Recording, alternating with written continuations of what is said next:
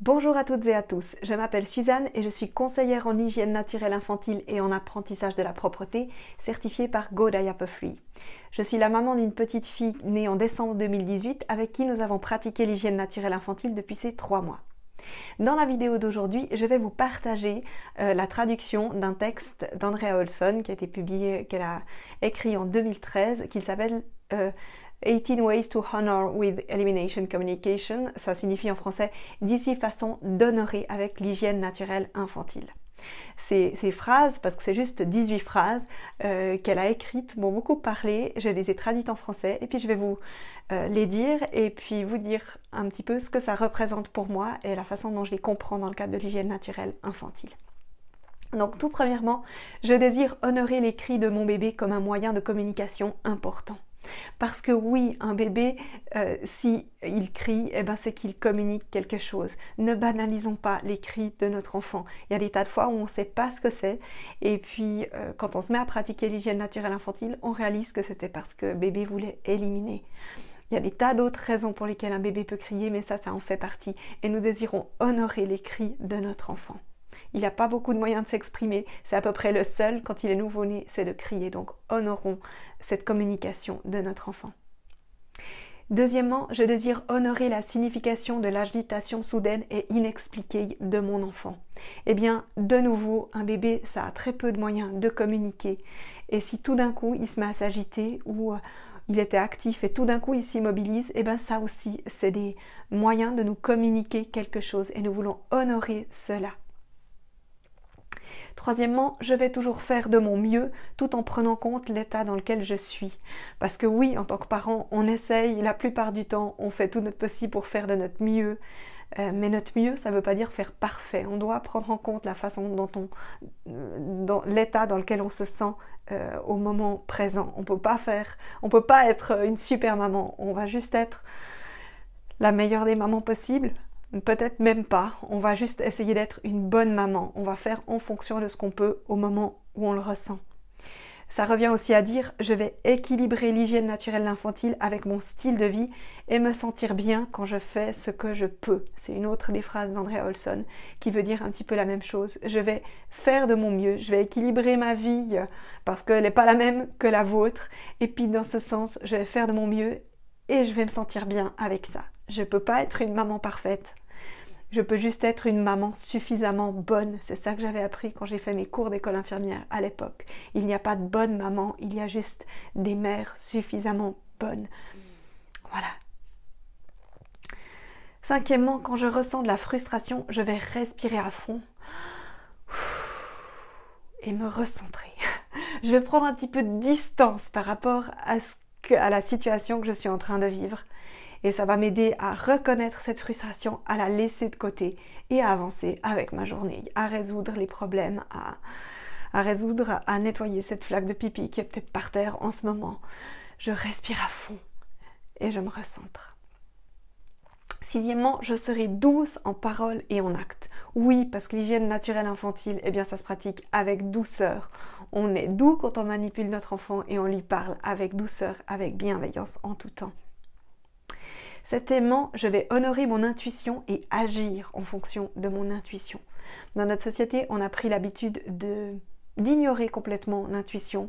Tout ce qu'on n'a pas pu expliquer de façon rationnelle, on le met de côté. Alors qu'en fait, non, on devrait écouter aussi cette petite part de nous qui se dit « tiens, je pense que oui, il devrait éliminer » ou « tiens, j'ai l'impression qu'il a faim » ou « je pense qu'il est fatigué ».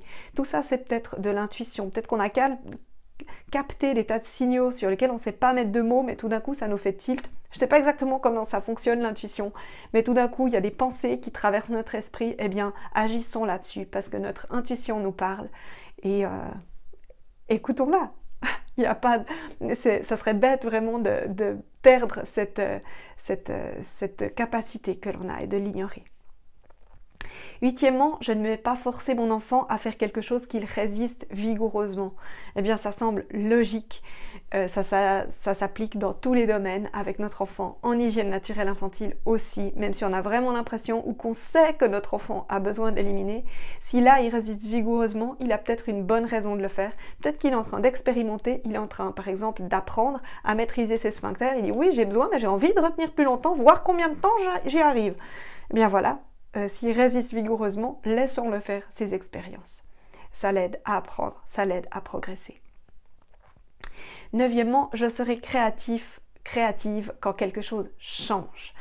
Avec un bébé, la stabilité, ça ne dure jamais très longtemps. En tout cas, moi, j'avais l'impression que dès que j'avais réussi à identifier un cycle, un rythme avec notre fille, eh bien, direct, ça changeait. Donc, à chaque fois que ça change avec notre enfant, eh bien, on doit innover, on doit être créatif, on doit s'adapter. En hygiène naturelle infantile, pareil, soyons créatifs quand quelque chose change. Dixièmement, je vais chercher de l'aide et une communauté pour me soutenir quand j'en ressens le besoin. En tant que parent, on se sent souvent seul, surtout quand on a un tout petit et que même quelqu'un qui a un enfant qui est 3 mois plus vieux, pourtant on est parents presque en même temps, il vit peut-être plus les mêmes choses que nous et on se sent très seul. Donc, chercher une communauté.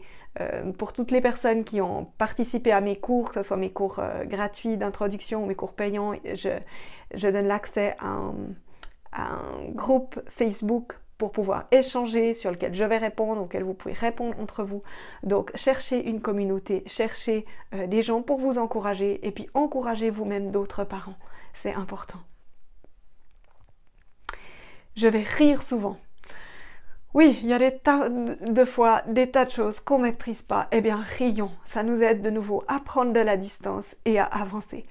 L'hygiène naturelle infantile aussi, c'est drôle, ça peut être cocasse. Au lieu de s'énerver parce qu'il y a un pipi de plus par terre, on peut rigoler de ce qui est en train de se passer.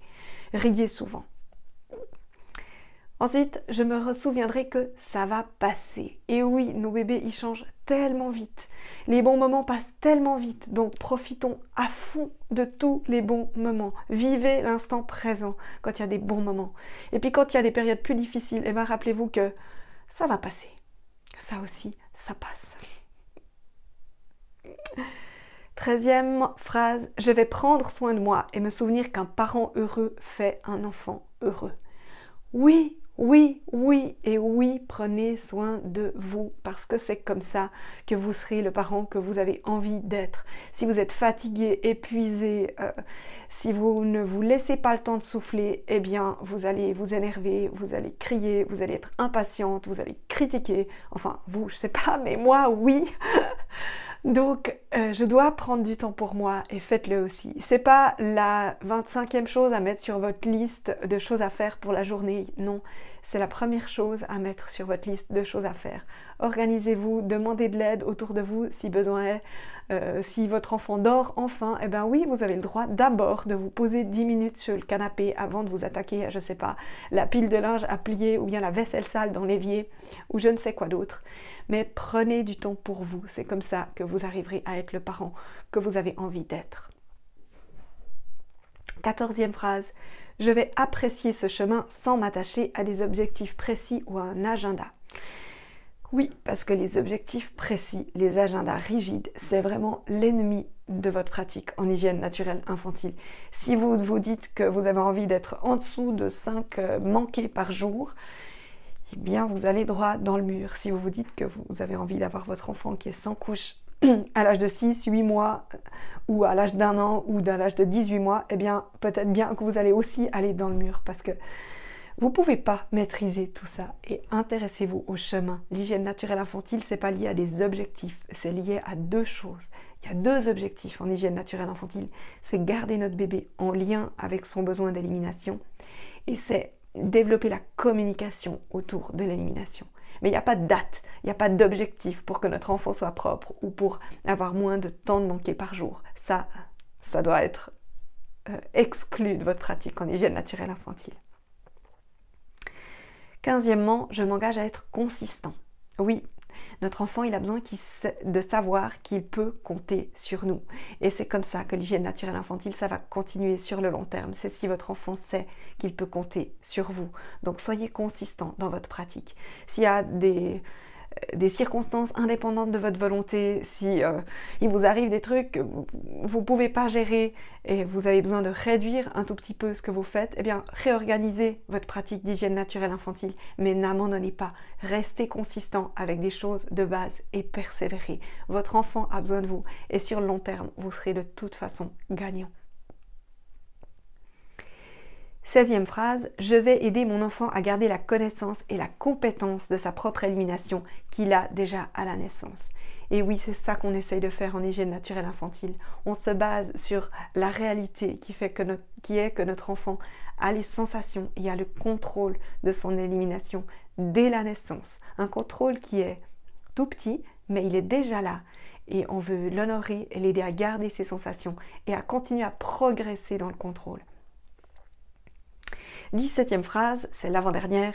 Je vais aider mon enfant à rester au sec. Et oui, comme on a tellement envie, tous et toutes, comme on est tellement content, quand on se sent bien, quand on est dans des sous-vêtements de coton, respirants, et qu'on est au sec. Si on devait porter des protections, des longes pour adultes en permanence et qu'on serait changé à la même fréquence que la plupart des bébés, c'est-à-dire à chaque repas, eh bien on serait assez malheureux. Donc donnons ce luxe à nos enfants. Et toute dernière phrase, qui est très importante elle aussi, je resterai ouverte à la possibilité d'une nouvelle manière de vivre pour moi, pour ma famille, pour ma communauté et pour l'environnement. Oui, gardons nos œillères ouvertes. On peut toujours écouter, on peut toujours discuter, on n'est pas obligé de cautionner ou d'adhérer à tout ce qui se passe autour, mais soyons ouverts à d'autres façons de faire, à d'autres façons d'être. Peut-être que ça ne nous parle pas sur le moment, mais écoutons quand même. Peut-être que plus tard, eh bien, on aura envie de creuser un tout petit peu le sujet. Donc, restons ouvertes.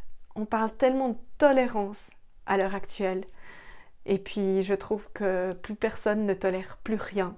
On n'a pas le droit d'avoir une opinion sur quoi que ce soit. C'est pas parce qu'on a une opinion qu'on est fermé d'esprit.